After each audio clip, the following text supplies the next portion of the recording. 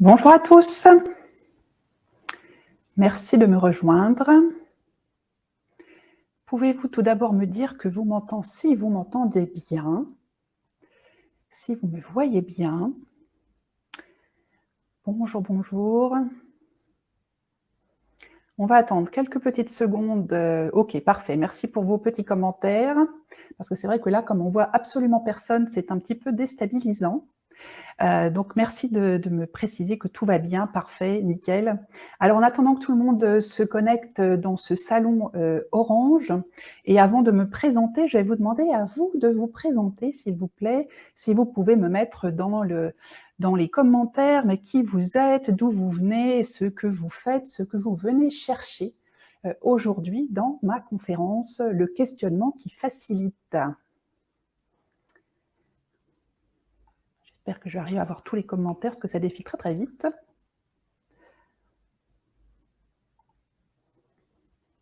N'hésitez pas.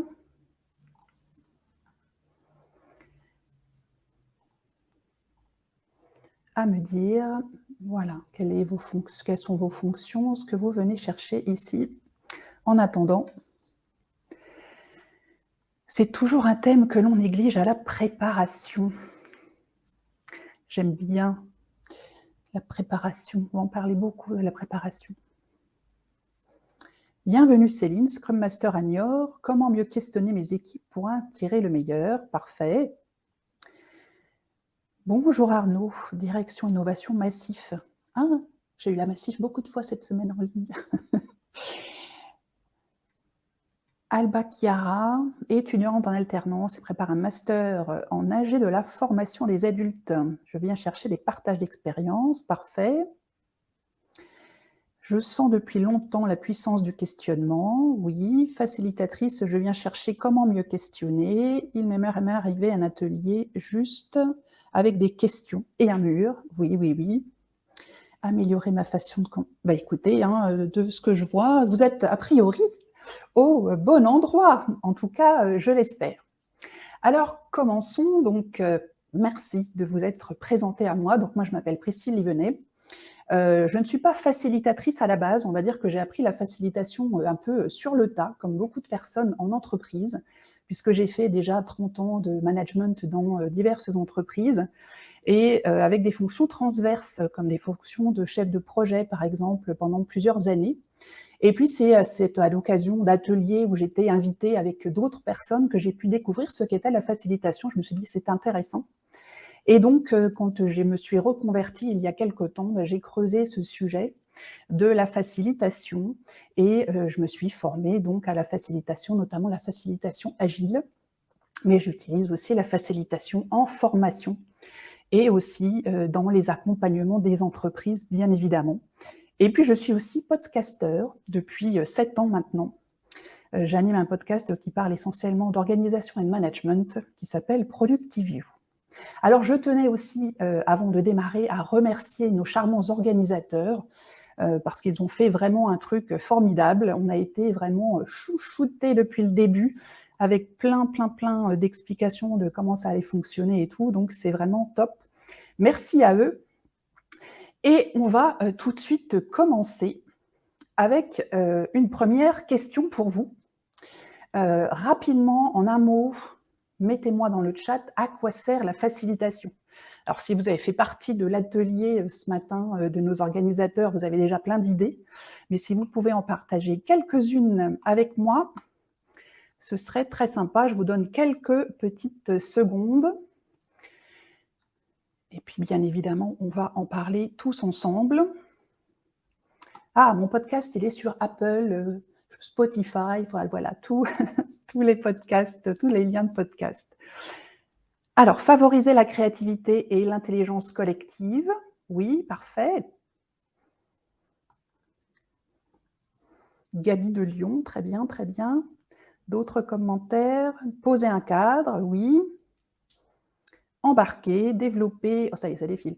L'intelligence collective, aider l'équipe, le groupe à travailler, oui. Trouver une solution en mode collectif, bien évidemment. Accompagner les participants à être acteur de leur changement, bien-être individuel et collectivement, permettre à chacun de trouver comment prendre le travail comme un jeu, oui, j'aime bien ça, faire émerger des solutions, libérer l'expression, accompagner dans la réflexion, faire émerger des pistes d'amélioration, faire émerger des liens, de la parole, faire collaborer autour d'un sujet, d'une problématique, tout à fait, vous savez ce que c'est, hein, il n'y a pas de problème. Alors, moi, je vous propose aujourd'hui une petite définition. Alors, j'en ai un qui me met décapsuler les chakras, c'est pas mal, c'est tout mignon, j'adore. Alors là, je vous ai mis je veux dire une définition qui m'appartient, entre guillemets, hein, enfin voilà, c'est moi qui l'ai un peu concoctée, mais je pense que vous allez retrouver ce que vous avez mis dans le chat. Moi, je dis rendre possible des réunions, des ateliers efficaces en gérant le process du groupe, permettant ainsi aux participants de se concentrer sur le contenu de la réunion, de l'atelier, permettre une grande qualité de participation et de conversation. Je pense que vous retrouvez un petit peu, j'ai vraiment fait un truc un peu résumé, entre guillemets. Et aujourd'hui, on va parler de la facilitation, alors pas seulement de la facilitation agile, comme on peut le voir dans les équipes agiles, parce qu'effectivement, vous êtes pour certains des facilitateurs professionnels et pour d'autres, vous avez des rôles de facilitateur alors que vous êtes leader, manager, chef de projet et dans vos fonctions, vous avez besoin de faire travailler les gens ensemble, même si dans de nombreux cas, on a parfois juste appris à le faire, comme je l'ai dit tout à l'heure, un petit peu sur le tas. Ah, excusez-moi, je recule d'avancer, ça va pas aller. Je vous soumets aussi une charmante phrase que j'ai trouvée dans un livre qui s'appelle « Leading for Change ». À la fin, je vais citer plusieurs livres, à la fin, je vous mettrai un petit slide avec la bibliographie. Je vous recommande ce livre, du reste, « Leading for Change », qui est donc centré sur le change management, mais qui est vraiment du point de vue justement d'un facilitateur, en l'occurrence d'une facilitatrice qui fait ça depuis de très nombreuses années, sur le changement et qui donne un petit peu, donc c'est vraiment tourné changement, mais elle donne aussi des très bons trucs, c'est vraiment un super bouquin. Et donc elle nous dit, nous avons besoin d'engager ceux qui nous entourent à créer un savoir collectif qui permette une implémentation rapide des plans qui en résultent. C'est vraiment, voilà, on récupère un peu ce savoir collectif, vous avez parlé de faire émerger de l'innovation, de travailler sur l'intelligence collective, donc on est vraiment là-dedans, de façon à ce que effectivement les gens puissent phosphorer, trouver les solutions et qu'ensuite, hop, puisse mettre en place assez rapidement les plans d'action en général qui ressortent à la fin des discussions. Alors, on va commencer par aussi une petite définition du questionnement, puisque c'est le thème du jour, le questionnement qui facilite.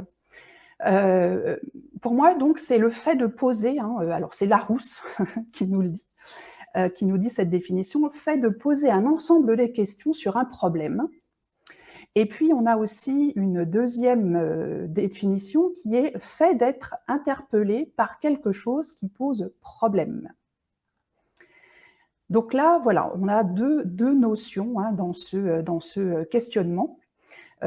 Poser des questions ou bien récupérer quelque chose qui va nous poser des questions.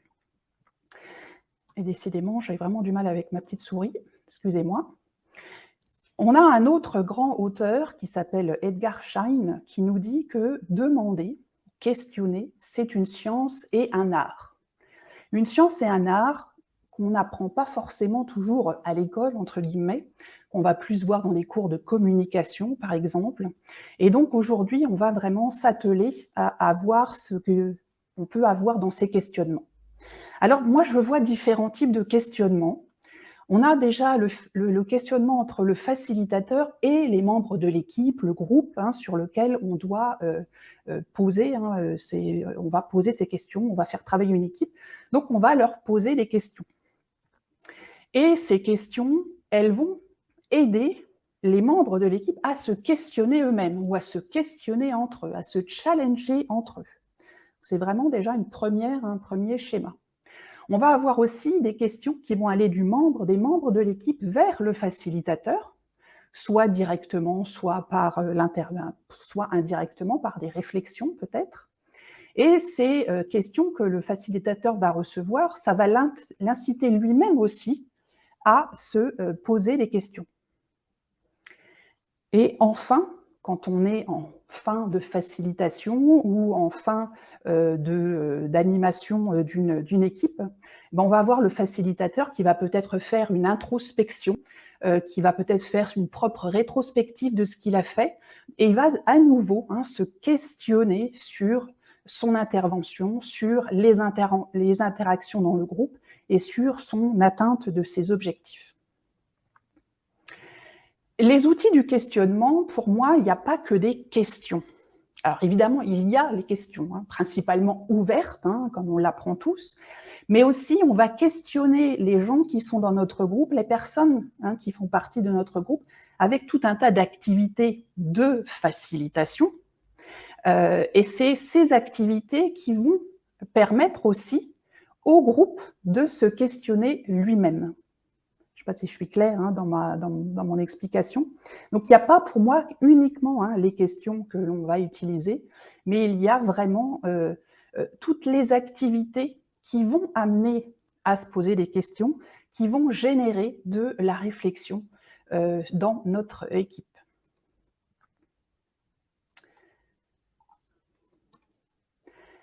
Alors, encore une fois, je vais vous demander de participer via le chat. Alors, je vais essayer de faire quelque chose d'assez participatif, donc je vais régulièrement vous solliciter. Et je vous sollicite maintenant pour me dire quels sont, d'après vous, les éléments d'une bonne facilitation. Alors, je vous laisse quelques secondes, je lis en même temps dans le chat. Dites-moi tout.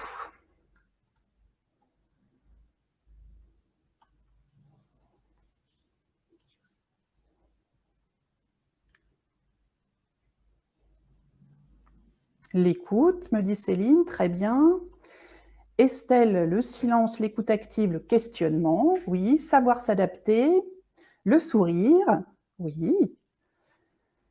Un environnement sécuritaire et invitant, la neutralité, la reformulation, j'ai du mal à tout lire, challenger le cadre, la préparation et l'adaptation, un cadre des règles, le dynamisme, l'écoute active à nouveau, la flexibilité, la souplesse, le plaisir, une posture adaptée, l'empathie, l'accueil, questionnement à nouveau, le cadre, dynamisme, empathie, avoir une posture basse, le rythme, la préparation, le déroulé, un cadre clair, une problématique bien posée, s'adapter au groupe, le sourire, la bienveillance, un bon cadrage. Ben voilà, on a déjà une bonne base. Donc effectivement, on va retrouver tous ces éléments dans les petites slides que je vais partager avec vous. Donc évidemment, l'écoute. Je dirais, s'il y a une qualité qu'on doit bien avoir en tant que facilitateur, c'est bien cette écoute.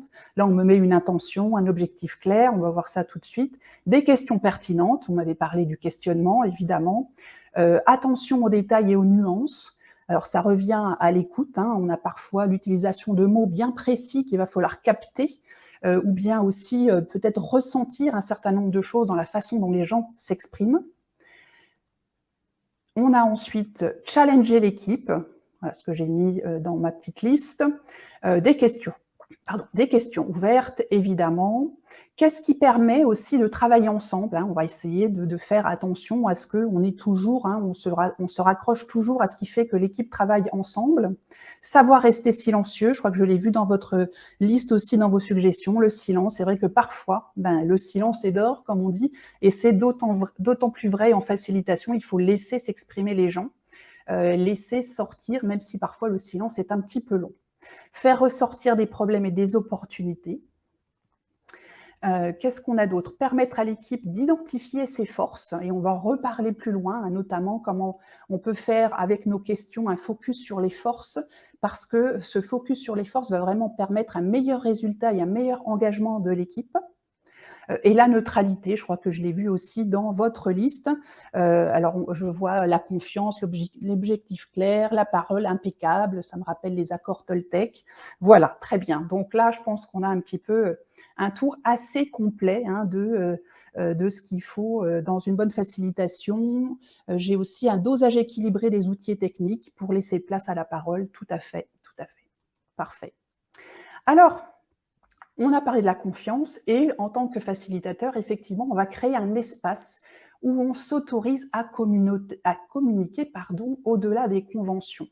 Alors quand je dis au-delà des conventions, c'est-à-dire que parfois, on pourrait se limiter en se disant: cadre professionnel, on va pas trop aller dans la création de liens, de relations avec les autres qui sortent vraiment de ce cadre. Mais parfois, c'est quand même nécessaire d'aller au-delà de juste, je dirais un rôle professionnel pour pouvoir vraiment se connecter avec l'autre et aller récupérer, et créer ensemble, co-créer des choses qui soient importantes. Et c'est aussi important quand on est, le facilitateur et en même temps le manager de son équipe, donc je parlais tout à l'heure des personnes qui ont des fonctions de manager, de leader, de chef de projet, où parfois, on n'a pas un facilitateur externe, qui vient, animer le groupe, c'est nous qui nous y mettons. Et on pourrait avoir une espèce de petite barrière parce qu'on est le responsable, ou même si on n'est pas le responsable de cette équipe-là, il y a peut-être un petit lien hiérarchique quelque part, et il va falloir autoriser ce que les personnes puissent s'affranchir de ce lien hiérarchique. On est tous au même niveau, et c'est nous, en tant que facilitateurs, qui allons devoir créer cette confiance dont je parle, créer dans l'équipe, parce que la confiance, elle va être essentielle pour permettre l'innovation. Et c'est grâce aussi à cette confiance qu'on va se donner et qu'on va donner aussi le droit à l'erreur, qui est extrêmement important, comme vous le savez, pour pouvoir innover. Sans droit à l'erreur, il n'y a pas d'innovation. Et c'est aussi cette confiance qui va permettre de créer ce qu'on appelle la sécurité psychologique, dont on entend beaucoup parler ces derniers temps, qui n'a pourtant rien de bien nouveau. Et je vous conseille les travaux de Amy Edmondson, qui est une auteure et une professeure. Et c'est extrêmement important de se focaliser sur créer cette confiance, créer la sécurité psychologique.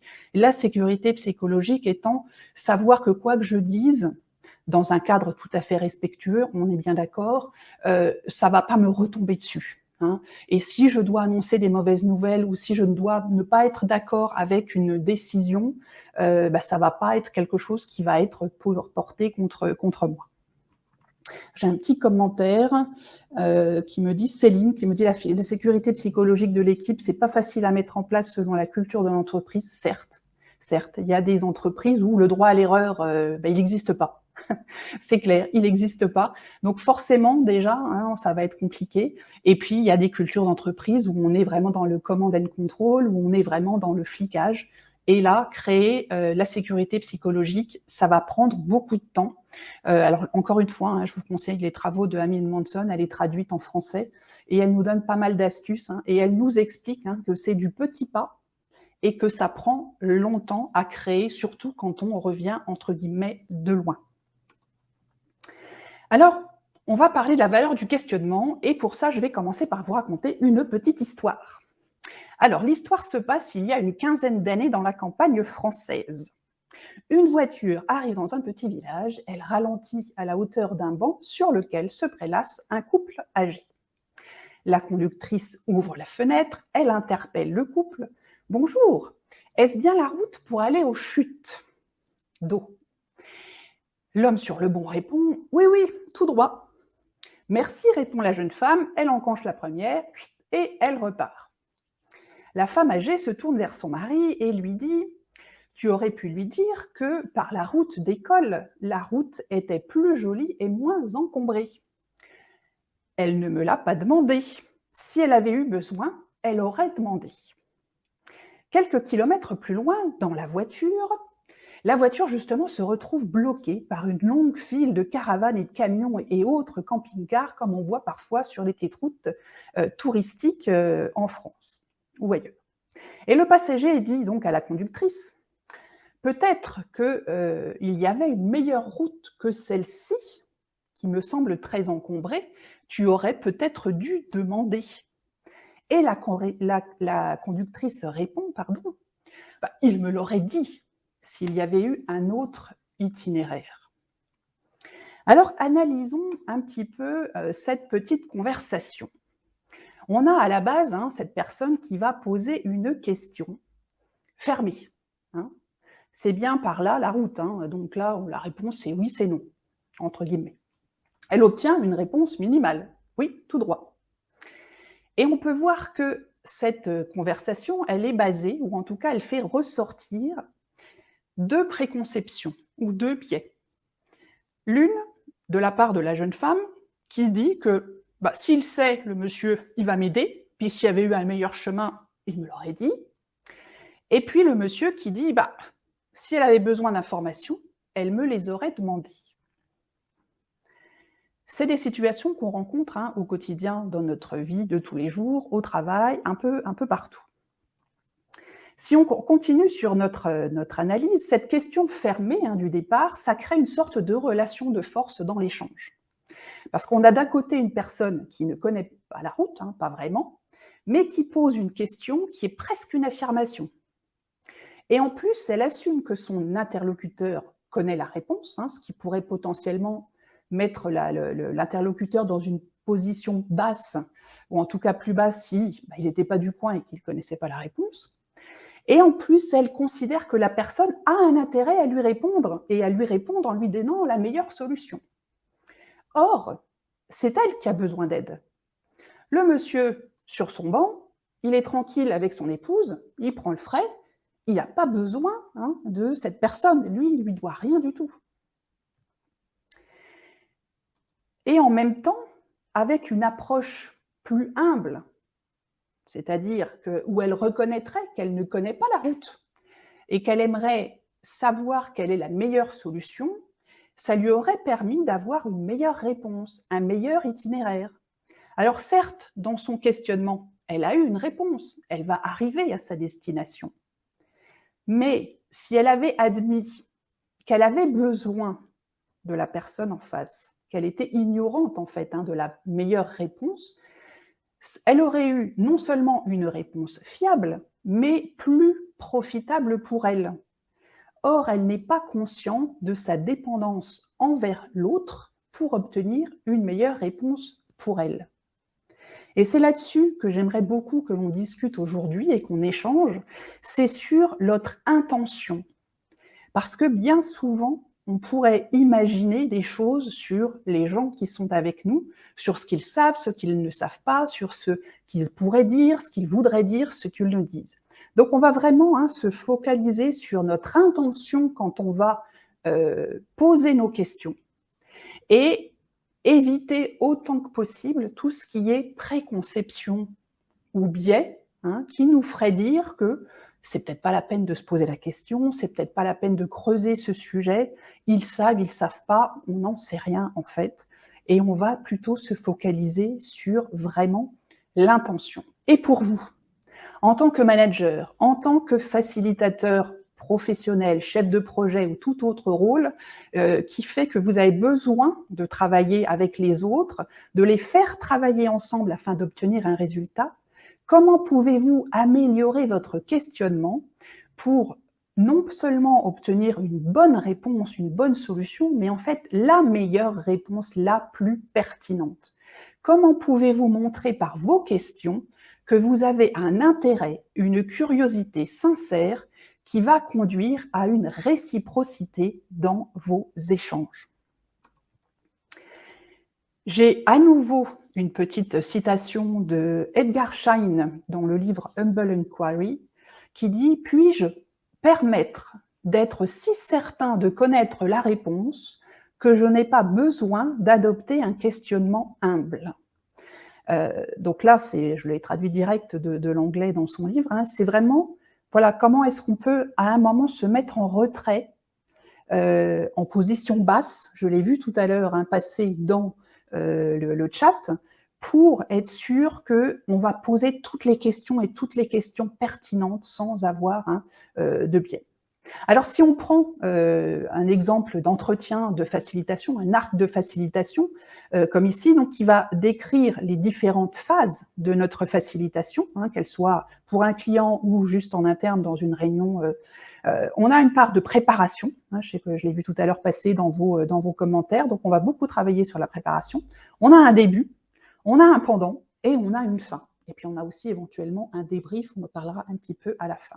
Donc on va regarder dans chacune de ces phases comment est-ce que notre intention, notre objectif va évoluer pour que notre questionnement reflète ce que l'on veut obtenir, sachant que notre objectif à nous, c'est de bien faciliter le process du groupe, et que ce groupe puisse, pour que ce groupe puisse ensuite atteindre ses objectifs propres. Alors, si on commence par la phase de préparation, dans cette phase de préparation, alors je vous propose ici un certain nombre de thématiques qu'on utilise. Moi, j'ai un petit template qui m'a été fourni par l'école où j'ai fait ma formation de facilitatrice agile, notamment. J'ai rajouté 2-3 petits points. On va commencer par se poser des questions. Alors, se poser des questions si on est soi-même un manager qui anime son équipe. On va aussi questionner beaucoup son donneur d'ordre, si on est un facilitateur qui va intervenir dans une entreprise, sur le but de la réunion, qui sont les participants. Alors les participants, je vais faire un petit focus là-dessus. On a besoin effectivement de leur nombre, des fonctions, tout ça. Mais on va aussi savoir, essayer de trouver quel est leur âge. Et je trouve que c'est assez important, moi, de travailler sur l'âge. Alors, c'est parce que je suis d'une génération assez avancée, avec des façons où j'ai été appris d'une façon un petit peu différente que des nouvelles générations. Mais on sait que ces nouvelles générations, elles veulent être absolument entendues, engagées dans les projets. Notamment, ils ont une forte implication par rapport aux valeurs sociales, environnementales, etc. Ils veulent être vraiment partie prenante de la construction de sens. Et donc, ce sera vraiment utile de bien connaître l'âge de nos participants, les classes d'âge en tout cas au moins, parce qu'on va peut-être comme ça adapter nos outils, mais aussi notre questionnement et peut-être notre angle d'approche de certains sujets pour spécifiquement un groupe. Dans le même esprit, on va s'assurer ou pas de la présence de personnes en situation de handicap afin d'ajuster, si besoin, nos contenus, là aussi notre questionnement. Et puis, on va aussi ensuite travailler sur les attentes du donneur d'ordre et essayer de connaître quel est le lien avec la vision de l'entreprise. C'est essentiel de toujours pouvoir faire le lien entre notre sujet, qu'on va développer dans notre facilitation, et puis avec ce qu'on appelle la grande image, la big picture, pour être sûr qu'on a toujours un lien. Et ça va être des choses qu'on va pouvoir aussi questionner dans notre introduction, par exemple, pouvoir faire des liens en questionnant les participants sur le lien qu'ils voient, eux, entre eux, ce projet, et puis le projet de l'équipe, le projet de l'entreprise, etc. On va évidemment se poser plein de questions et poser plein de questions sur les équipements, le matériel, l'organisation logistique. Et puis aussi les points de vigilance. Peut-être qu'on aimerait savoir à l'avance s'il y a peut-être des personnalités fortes, des personnes très récalcitrantes. Ça peut être intéressant de le savoir d'avance. On va peut-être aussi éviter de tomber tout de suite dans des solutions sans avoir exploré le contexte, notamment si on a des gens très techniques qui viennent toujours avec tout un tas de solutions avant même qu'on ait vraiment débattu de c'est quoi le problème. Si on fait un atelier de design thinking, peut-être que c'est un sujet un peu nouveau pour le groupe et qui vont peut-être avoir du mal, par exemple, à se mettre dans les chaussures du client, qui est quand même un petit peu la base de la pratique du design thinking. Donc, voilà quelques pistes. On peut avoir tout un tas de sujets divers. Donc, si vous êtes facilitateur depuis de nombreuses années, vous avez certainement votre petite checklist.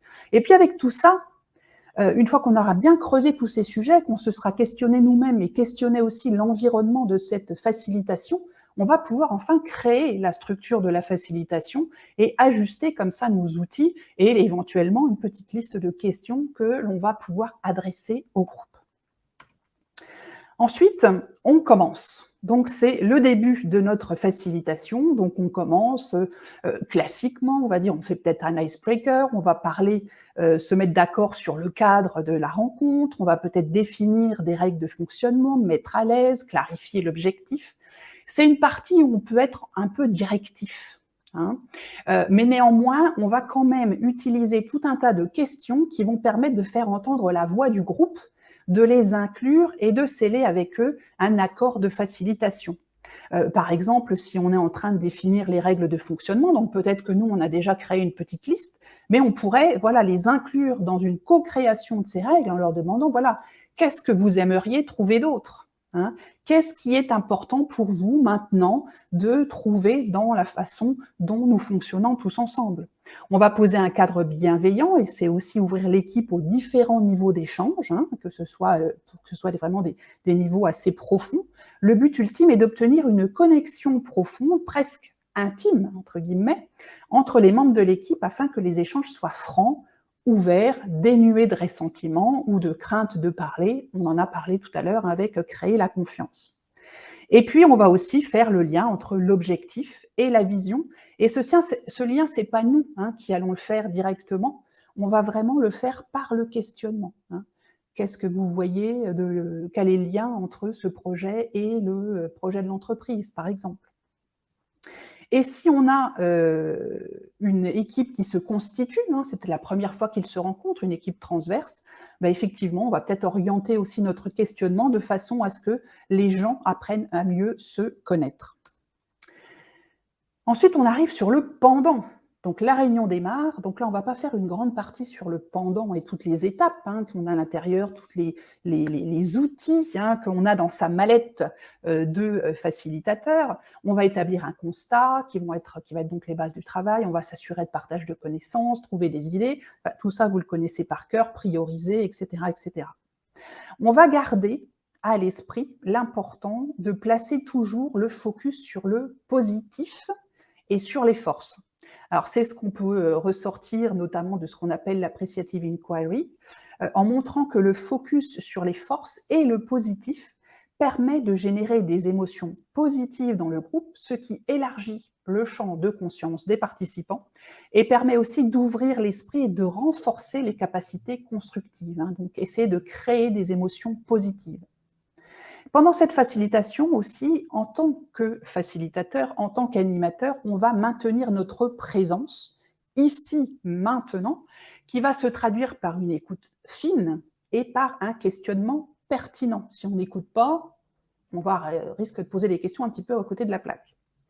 Et on arrivera d'autant mieux à maintenir notre présence si, en tant qu'animateur, nous nous sommes questionnés sur le pourquoi de notre présence et sur ce que l'on peut apporter au groupe. Donc là, c'est vraiment de l'introspection. Pourquoi je suis là? Qu'est-ce que je peux leur apporter? De quoi le groupe a besoin maintenant? Et on va aussi s'adapter à la maturité de l'équipe.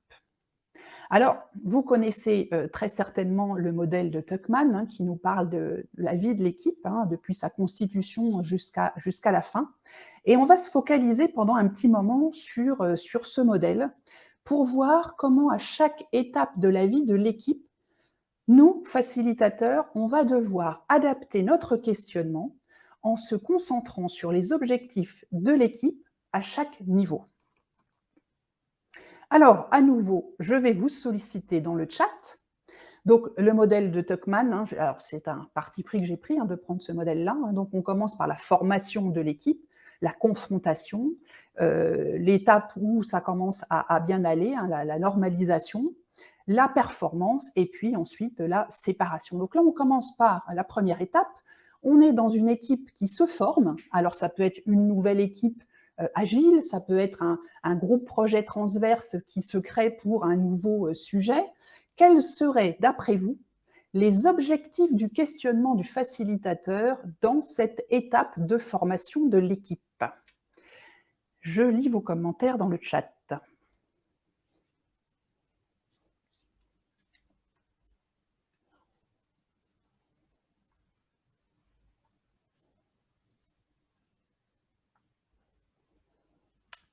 Alors, n'hésitez pas.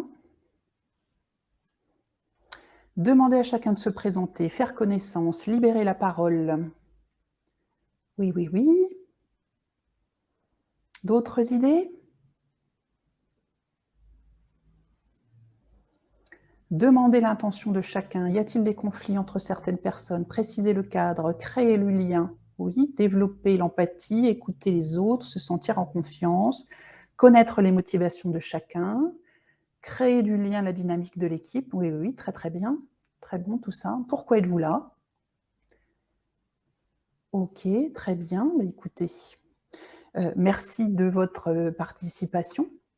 Alors, moi, je vous ai mis quelques-uns des points, se projeter ensemble, comment voulez-vous fonctionner, innover, oui, pour les collaborateurs, oui, oui, oui, tout à fait, c'est très bon tout ça. À quoi vous arrivez? Oui, exactement. Donc là, on est sur la constitution de l'équipe. Alors, je vais redire un peu certaines choses qu'on a vues tout à l'heure quand on a dit on est dans le début de la réunion, parce qu'il y a certains éléments qui vont être qui se recoupent, hein. Puisque là encore, hein, on est dans le début de notre phase de facilitation, on va devoir choisir des règles de fonctionnement pour l'équipe, on va clarifier les objectifs, hein, bien évidemment, et le lien avec la vision de l'entreprise. On va aussi questionner la vision des membres de l'équipe, leur vision individuelle, hein, et on l'a dit tout à l'heure, j'ai vu passer dans les questions, voilà, pourquoi vous êtes là, etc., pour créer une identité dans cette équipe au cours, hein, qui est en cours de formation. On va questionner le niveau de connaissance des membres, hein, de la nouvelle équipe, et peut-être même qu'en fait, notre première réunion, hein, ça va être juste, en fait, de travailler sur la formation de cette équipe. C'est peut-être ça notre facilitation, hein, à un moment. Juste se dire, voilà, on est en train de constituer une équipe et juste notre premier atelier, ça va être juste ça, hein, faire que l'équipe apprenne à se connaître, voit quels sont les objectifs, etc. Donc voilà, on va pouvoir créer ce lien parce que cette équipe, peut-être qu'elle va devoir travailler ensemble pendant plusieurs semaines, pendant plusieurs mois, et on a besoin donc de permettre que par nos activités, par notre questionnement, on puisse créer vraiment des bases solides pour créer la confiance dont on a parlé un petit peu plus tôt. On va aussi montrer un intérêt et une curiosité sincère qui va aider à créer la confiance dans le groupe. Cette sincérité, elle va se retranscrire dans des questions, le choix de mots, des actes, une voix, une attitude au sens large qui va concourir à créer la sécurité psychologique. Et je reviens à nouveau sur l'identification des forces de l'équipe que j'ai mis là tout en bas du slide, parce que c'est identifier les forces, identifier les atouts, identifier les compétences de l'équipe, surtout si l'équipe ne se connaît pas trop et ne connaît pas forcément quels sont les points forts, les compétences des uns et des autres. S'ils sont conscients, parce qu'on va faire une activité peut-être qui va permettre à chacun d'expliquer d'où il vient, ses compétences, etc., ça va permettre aussi à chacun d'augmenter sa confiance dans l'équipe. On va aussi utiliser un questionnement qui va faciliter l'inclusion pour que chacun se sente réellement membre de l'équipe. Ce sentiment d'appartenance, une fois encore, va favoriser l'envie de collaborer et l'envie de co-créer. On va peut-être aussi axer nos échanges sur ce que l'on souhaite construire ensemble, ce que l'on va créer ensemble. Où veut-on aller, Je l'ai vu passer tout à l'heure dans vos suggestions. Où veut-on aller? Qu'est-ce qui va vous permettre d'y arriver? Sur quoi allez-vous vous appuyer, là encore une fois, pour bien identifier les atouts, les compétences de notre équipe? De quoi avez-vous besoin? Voilà quelques exemples. Ensuite, on arrive à la confrontation. Ah ben oui, ça c'est l'étape un petit peu qu'on n'aime pas trop, mais on est obligé d'y passer par là, en tout cas. C'est un petit peu nécessaire dans la vie d'une équipe si on veut, en tout cas, qu'elle puisse progresser. Donc là, encore une fois, à vos claviers, quels vont être les objectifs du questionnement du facilitateur qui est dans une équipe qui est en cours de confrontation. Alors, j'ai Pauline qui me dit, on parle d'équipe type projet constitué ou d'équipe liée à un même manager. Ça peut être les deux, ça peut être les deux.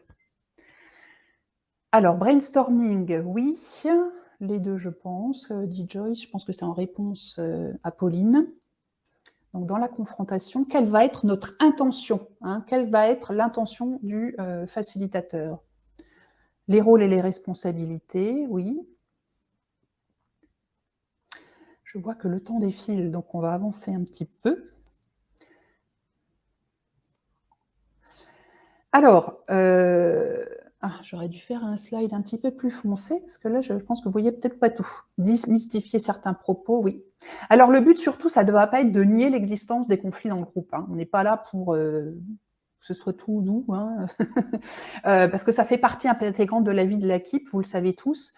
Si elle n'a pas à un moment, l'équipe, trouvé comment gérer ces frictions et les outils dont elle a besoin pour s'auto-réguler quand il y a des problèmes, elle ne va pas aller très très loin. Donc notre sujet ici, ça va être vraiment de pouvoir identifier ce qui frotte, ce qui ne va pas bien, découvrir les solutions, nettoyer sous le tapis. Alors j'ai dit nettoyer sous le tapis parce que dans certaines cultures, ça ne se fait pas de dire ce qui ne va pas. Et on va avoir tendance à dire, voilà, bah, tout se passe bien. Alors, en fonction des entreprises dans lesquelles vous intervenez, peut-être vous êtes avec des personnes qui sont de cultures différentes, hein, et bah, dans certaines cultures, voilà, on ne dit pas. Et pourtant, notre rôle à nous, ça va être de questionner pour aller chercher ce qu'il y a sous le tapis, pour éviter que les 3 petites miettes, ça devient un gros tas, hein, et puis qu'on finisse par tomber dessus. Donc, on va aller vraiment creuser ce qu'il y a en dessous. On va mettre en avant aussi les atouts de la diversité de l'équipe, parce que ça peut parfois poser des questions dans des groupes transverses. Moi, j'ai vu parfois en animant des groupes de projets, donc avec vraiment des gens de divers services, où on ne comprend pas pourquoi un tel est là et pourquoi le service ici il est représenté, et ça crée des frictions. Voilà, donc on va essayer vraiment de montrer les atouts qu'on peut avoir, et tout ça, ça va être en faisant travailler les gens sur des questionnements sur la diversité, par exemple. On va toujours ramener à l'objectif, effectivement, pour pouvoir toujours montrer que il faut quand même avancer, même si on a besoin de passer un certain temps sur cette phase, pas trop quand même, et puis qu'on puisse ensuite avancer pour aller à la phase suivante. Si on y passe trop de temps, ça pourrait ralentir. Et on va peut-être poser parfois aussi, en tant que facilitateur, des questions innocentes ou niaises, dans le but de faire avancer le schmilblick. Alors moi, j'ai un truc tout simple, parce que comme je suis favorisée par la nature, vous voyez, je suis blonde, et donc je pose des questions de blonde. Hein, donc ça m'arrive très régulièrement. Quand je vois que ça bloque un peu, qu'on tourne un peu, là, que les choses se passent pas bien, je fais ma blonde. Excusez-moi, je suis blonde, j'ai pas tout compris. Est-ce que vous pourriez me réexpliquer ceci, cela, ou je vois pas le lien entre ci et ça. Voilà, donc je fais vraiment, je fais ma blonde, comme je dis, et je n'ai pas honte de le dire. Mais en tant que facilitateur, voilà, parfois, il ne faut pas avoir peur de se montrer un peu vulnérable, passer en dire qu'est-ce qu'elle nous pose comme question. Oui, mais parfois aussi, c'est jamais très innocent, bien évidemment. On ne le fait pas juste pour faire rire la galerie. On le fait vraiment parce que parfois, ça va juste un petit peu détendre l'atmosphère et ça va permettre d'avancer. Donc, n'ayez pas peur dans vos questions, parfois, de prendre vraiment une posture plus que basse et de se montrer peut-être un peu vulnérable pour que, avec des questions à l'apparence simplistes, pour faire avancer le groupe.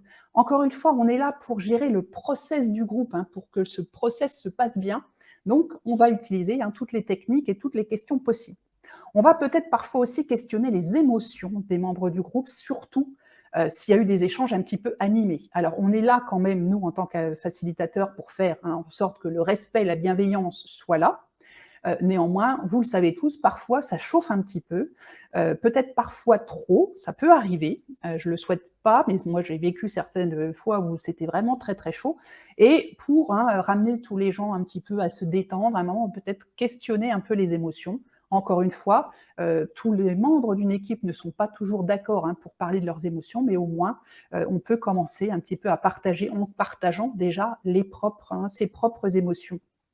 On va peut-être avoir des questions de diagnostic pour identifier les problèmes, les conflits, les causes, les conséquences, etc. Alors, maintenant, on va passer... Alors, il y a une question de Pauline. Alors, parfois, le facilitateur est également chef de projet interne. Tout à fait. Quelle posture basse est-elle possible dans ce cas ? On en parlera peut-être après, parce que ça risque d'être un petit peu long, mais on peut toujours obtenir une posture basse si on essaye d'être le plus neutre possible. Mais bon, on en reparlera tout à l'heure. Alors, on arrive à la phase de normalisation et de cohésion de l'équipe, la troisième phase. Donc, encore une fois, à vos claviers, quels objectifs du questionnement du facilitateur quand on est dans cette phase de normalisation et de cohésion ?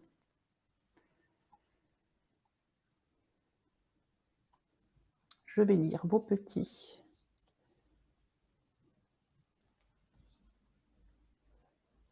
Trouver les points communs. Que voulez-vous réussir ? Très bien tout ça, oui.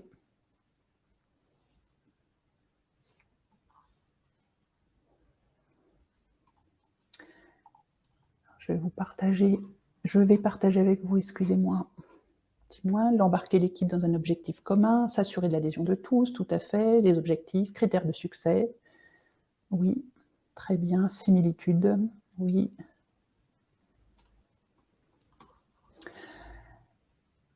Alors déjà, dans cette étape, on voit que l'équipe, elle commence un petit peu à se prendre en main.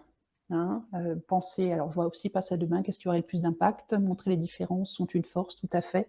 Donc l'équipe, elle commence à être déjà un petit peu plus autonome, hein, on a passé la vague de la confrontation et donc l'équipe commence déjà un petit peu à se prendre en main. On va être là vraiment en support, en encouragement et on va être vraiment aussi nous-mêmes dans une question, dans un questionnement hein, sur de quoi le groupe a besoin maintenant. Comment puis-je mieux servir le groupe? Et puis, on va peut-être avoir encore de temps en temps des résistances, hein, parce que c'est pas parce qu'on a passé la phase de confrontation que tout est rose dans l'équipe. Et là, on va aussi, encore une fois, aller les chercher, pour une fois encore, éviter que l'équipe, d'une part, ne régresse en storming à terme, parce qu'on a laissé hein, des sujets latents et qui vont finir par exploser. Et là, donc, on va aller chercher, hein, y a-t-il des sujets que l'on n'aborde pas, par exemple.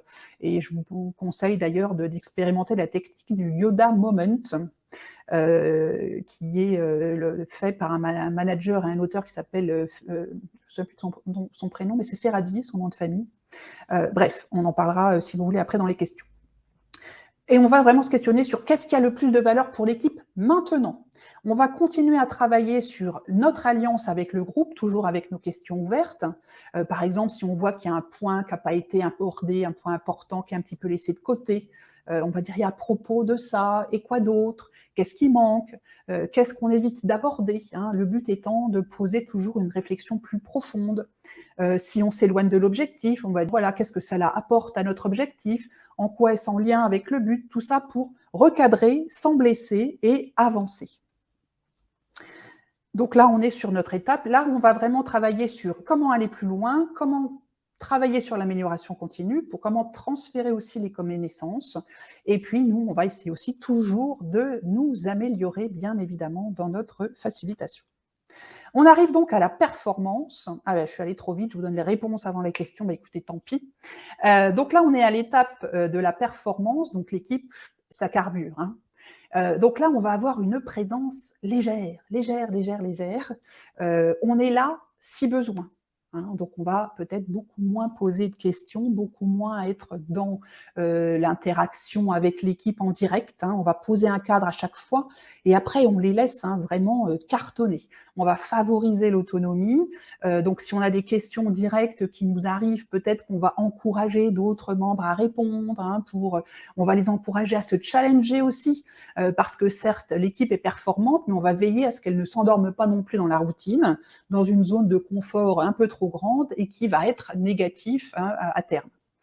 On va aussi questionner peut-être les demandes qui arrivent de l'extérieur. Alors ça s'applique particulièrement aux facilitateurs agiles, parce qu'on sait très bien que dans une équipe, quand une équipe agile, elle va cartonner à fond. Dans l'entreprise, ça va se savoir et on va lui en coller des projets. Hein. Alors là, ça va tomber. Notre rôle hein, va être, alors pas tout seul évidemment, mais avec peut-être avec le PO ou avec d'autres, à repousser un petit peu certaines demandes pour être sûr que l'équipe, elle ne va pas exploser sous la charge. Donc, on va aussi un peu protéger hein, l'équipe. Donc, on va aussi questionner hein, ces projets qui vont arriver, si on le peut en tout cas, pour s'assurer qu'on puisse toujours travailler à un bon rythme, hein, puisque l'équipe performe, mais au bout d'un moment non plus, elle a possible, nul n'est tenu. Donc, si on lui en donne trop, elle ne va pas s'en sortir non plus, cette équipe. Donc, c'est aussi hein, parmi notre rôle de facilitateur, de faire attention et de questionner ce genre de choses. Enfin, on arrive dans la phase de séparation, la dernière phase de notre courbe progression de Tuckman. Donc là, question, objectif du facilitateur, enfin du questionnement du facilitateur dans cette phase de séparation. Donc on a la fin de notre équipe, de la vie de notre équipe, pardon. Je vous laisse quelques secondes.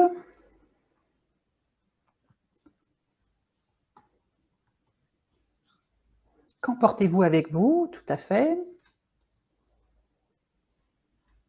Débriefing, ressenti. Avoir un retour d'expérience, feedback, oui. Un mot pour résumer l'atelier, tout à fait. Donc c'est effectivement tout à fait ça. Hein. Voilà, je suis encore partie à l'envers. Donc effectivement, on va travailler sur des retours d'expérience. Hein. On va aussi beaucoup célébrer les accomplissements. Alors ça, c'est pas forcément quelque chose que l'on fait toujours dans les entreprises. Alors, le monde de l'agilité a l'habitude de ces célébrations, ça fait partie des petites cérémonies, et cetera, et cetera. Quand on est chef de projet, dans une entreprise, de façon, je veux dire classique, hein, hors agilité, ou qu'on est juste manager avec son équipe, parfois on oublie, hein, le: «Ah ben, on a réussi, c'est bon, what next?» Oui, mais peut-être qu'il faut juste se poser un tout petit peu pour célébrer les accomplissements et on va questionner, comme vous l'avez très bien dit, qu'est-ce qu'on en retire? Qu'est-ce que vous en retirez? Avec quoi repartez-vous? Quels apprentissages? Quel prochain petit pas? C'est exactement, hein, ce que l'on va faire. Et puis, on va peut-être aussi, dans certains cas, devoir gérer un peu des craintes, et excusez-moi, je fais une petite, non, c'est bon, il y a pas d'erreur. Ou l'anxiété de fin de mission, hein. Dans certains cas, les personnes vont peut-être avoir travaillé pendant des mois ensemble, il y a peut-être des liens assez forts qui se sont créés, puis là, bon, bah, l'équipe passe à autre chose, à une autre mission, un autre projet, les gens vont être séparés, donc il peut y avoir aussi ça. Et donc, on va peut-être aller chercher aussi, là encore, un questionnement sur les émotions, hein, un mood board ou des choses comme ça. Donc, on va vraiment aller questionner aussi les émotions pour ceux qui veulent partager et puis échanger de façon à voir que bah, finalement, oui, c'est quand même parfois des émotions qui sont partagées par beaucoup de membres de l'équipe. Voilà, vous proposer de faire effectivement, dire ce qui se passe à l'étape suivante, voilà, si on le sait, sur quoi vous pouvez vous appuyer pour poursuivre, les nuages de mots, et cetera. On va célébrer aussi, l'évolution de l'équipe, hein, lui montrer le chemin parcouru. L'évolution de certaines personnes vers des nouveaux postes aussi, ça peut être l'occasion, hein, pour certains, je sais pas, d'évoluer, de changer, et c'est pas mal d'avoir un peu des informations comme ça et de le célébrer et de reconnaître, hein, les efforts de chacun. C'est important. On ne le fait, je pense, pas assez. Alors, encore une fois, hein, dans le monde de l'agilité, on a tout un tas de petites célébrations qui sont peut-être assez communes. Quand on est plus en chef de projet transverse sur des sujets qui n'ont rien à voir avec des sujets informatiques ou qu'on n'a pas encore cette culture de l'agilité en entreprise, la célébration, hein, c'est plutôt bon, allez, what next? C'était bien, petite, voilà. Mais là, on va essayer d'en faire vraiment quelque chose, de marquer le coup, comme on dit. Hein. Alors, oups, excusez-moi, je vais trop vite. Alors là, on a fini nos 5 étapes de Tocman et si on reprend notre arc de facilitation, on arrive donc à la fin de notre facilitation. On a géré tout le pendant, la fin de notre facilitation. Donc là, c'est un petit peu comme la fin de la vie de l'équipe, entre guillemets. C'est qu'on va résumer les plans d'action, on va s'accorder sur les prochaines étapes, s'assurer des objectifs, valoriser les succès. J'en ai parlé, je ne vais pas encore en reparler. Et on va essayer, si on est manager, hein, par exemple, de cette équipe, leader de cette équipe, avoir une posture de manager appréciatif. Hein, parce que ça va vraiment concourir à créer du sens, à donner de la finalité au travail fourni. Et puis, on va faire bien évidemment un feedback sur l'atelier, sur la réunion, etc. J'ai une nouvelle petite citation à vous proposer de Ron Fry, qui est une personne qui a beaucoup écrit sur notamment l'appreciative inquiry et qui dit « Quand nous rendons capables les individus ou les groupes à revisiter leurs forces, alors leur capacité à désirer et à générer des objectifs de transformation audacieuse augmente. » Là encore, hein, je vous encourage vraiment à axer votre questionnement sur les forces, sur les compétences. Quand on fait une rétrospective, on a qu'est-ce qui va pas. Évidemment, parce qu'il faut qu'on améliore des choses. Mais faites un gros focus dans vos questions sur ce qui a vraiment bien marché. Parce qu'on est toujours meilleur si on améliore déjà ses points forts plutôt qu'on rame comme des petits fous sur les points faibles. C'est pas pour ça qu'il ne faut pas le faire, hein. Mais on va être beaucoup plus performant en travaillant toujours sur ses points forts. Donc, aidez votre équipe, aidez le groupe que vous encadrez à vraiment voir les forces qu'il a utilisées, les compétences. Ça va vraiment les encourager, ça va vraiment encourager la motivation. Donc, dans ce qu'on a vu aujourd'hui, hein, dans les points clés, c'est voilà l'intention de ce questionnement, l'objectif ou les objectifs qu'on peut avoir dans notre questionnement par rapport à la vie de l'équipe, par rapport à l'arc de facilitation. Alors, c'est un peu des choses qui s'emboîtent les unes dans les autres. Et c'est vraiment cette intention qui va nous permettre d'ajuster notre questionnement et pas être que dans des choses très généralistes, très bateaux, mais qui va être vraiment pour nous comment est-ce que moi je m'améliore en tant que facilitateur pour faire que cette phase dans laquelle se trouve mon équipe, ils en prennent le meilleur? Comment est-ce que je peux vraiment faciliter ce process de l'équipe qui est en constitution ou qui est en storming de façon à vraiment les faire passer au stade suivant le plus facilement possible, parce que c'est notre rôle à nous, hein, de gérer ce process. Une petite conclusion, donc c'est un élément clé, on l'a vu là, on va l'adapter donc aux phases de la vie de l'équipe, on va l'adapter aussi à l'équipe elle-même, on va se questionner soi-même, notamment si on se fait une petite rétro à la fin de notre intervention. Et puis c'est une technique qu'on peut utiliser partout, on peut l'utiliser avec sa famille, avec ses amis. Donc je vous encourage vraiment à garder en tête, voilà, quand je pose une question, quelle est mon attention derrière, quel est mon objectif, qu'est-ce que je veux obtenir de la relation avec la personne avec laquelle je suis en train de discuter. Je vous avais parlé de la bibliographie, donc voilà 3 livres que je vous recommande et que j'ai utilisés notamment pour prendre certaines citations. Donc Leading for Change, Humble Inquiry et l'Appreciative Inquiry. Les 2 premiers sont en anglais, le 3e, vous pouvez le trouver en français sur normalement toutes les bonnes librairies en ligne ou ailleurs. Donc nous sommes à la fin, je vous remercie beaucoup de votre écoute, j'espère que je ne vous ai pas trop assommé, que je n'ai pas parlé trop vite. On peut continuer bien évidemment cette discussion sur le Discord. Il y a un lien aussi, Roti, qui va certainement être partagé dans le chat pour pouvoir aller évaluer justement. On a besoin, en tant qu'animateur et facilitateur, de savoir un peu ce qu'on doit améliorer. Et puis, si vous voulez vous connecter sur LinkedIn avec moi, c'est Priscille Livenet, voilà, vous pouvez tout à fait me rejoindre.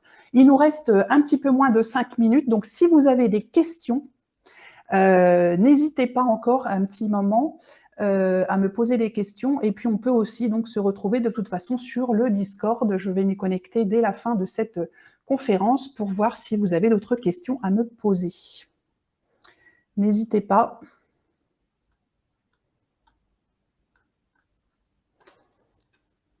Je ne vois rien arriver dans le chat.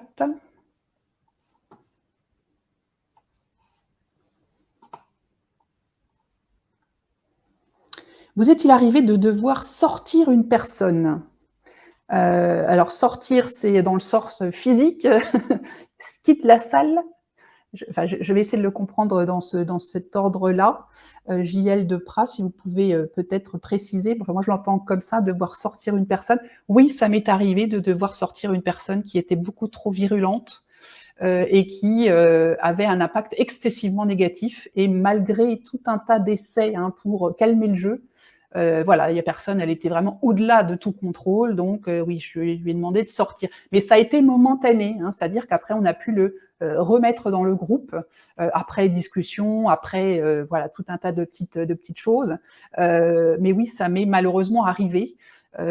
Après, moi, je suis. Alors, le question, voilà, donc il faut éviter quand même de devoir sortir les gens, mais par moment, c'est quand même mieux que de laisser quelqu'un qui va être en train de déverser sa colère ou autre chose et de pourrir complètement votre atelier. Je sais pas si c'était le sens de la question. Une question sur le Yoda Moment. Alors, le Yoda Moment, oui, ça vient donc de Kim Ferrazzi, j'ai retrouvé son nom.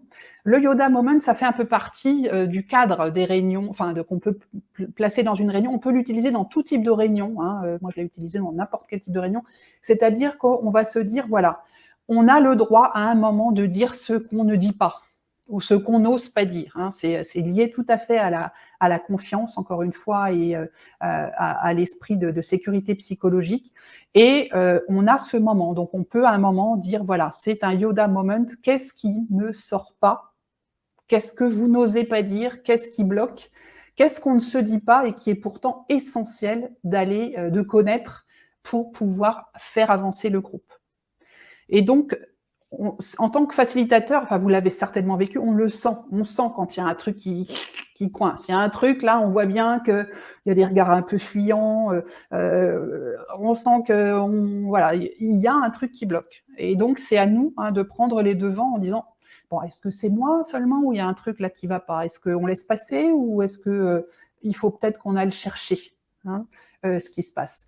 Et on le met sous ce terme de Yoda, le petit personnage de Star Wars, le sage, où on se dit, voilà, il n'y a pas de risque à parler. On est dans une zone de sécurité, on peut parler. Voilà, Estelle, ce qu'est le Yoda Moment.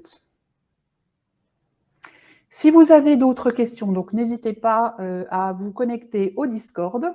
En attendant, écoutez, je vous remercie beaucoup d'avoir assisté à cette conférence. J'espère que vous avez appris 2-3 petites choses, ou en tout cas que ça vous a, donné peut-être, voilà, une illumination sur, ou un oui, une lumière différente sur le questionnement. Oh merci Isa qui me dit: «J'en ressors grandi». Ouh! Merci beaucoup, je prends, ça me fait extrêmement plaisir. Très bon moment, bah, écoutez, moi aussi, ça a été un très bon moment pour moi aussi. Mille merci encore une fois. Je vous retrouve donc sur le, Discord sans problème. Vous pouvez me connecter, sur les réseaux sociaux sur Priscille Livenet. J'ai la chance d'avoir un prénom et un nom assez peu communs, donc on me trouve assez facilement. Et puis, voilà, bah, j'espère vous retrouver sur le Discord. Merci à tous. Très bonne fin de, FD, hein. Il reste encore, une conférence, je crois, ou 2. Et puis, merci encore. Bonne journée à vous tous et bonne continuation. Et on se retrouve pour le Discord pour ceux qui le souhaitent. À très vite.